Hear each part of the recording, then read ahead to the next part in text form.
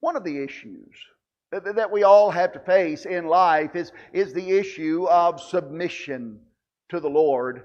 Last week we ended our sermon as we're walking through the book of James with James chapter 4 and verse 6. And what James does here, he uses a thought to transition between talking about one thing and moving on to talk about something else. He does that occasionally. We've already seen him do that in chapter 1. So James uses James chapter 4 and verse 6 to sort of transition between two ideas. He had written about the strife and the fighting that will mar the unity, that will mar the oneness of the Lord's church, of the Lord's body. And so in James chapter 4 and verse 6, he concludes that by saying, He gives more grace.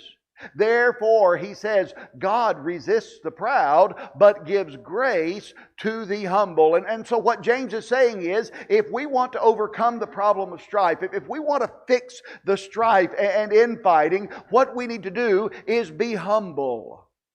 And then he uses that same idea, that same phrase and verse to introduce the next section.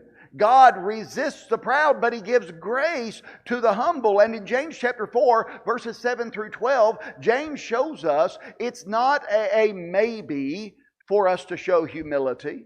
It is not a matter of when I get around to it. In fact, what James does is he uses a series of imperative verbs to say, and I'm not digging deeply into the grammar, trust me on that. There are people here far better at that than I. But he uses these imperative verbs to say these are things that must be done. These are things that are in the realm of command to say, humble yourself in the sight of the Lord,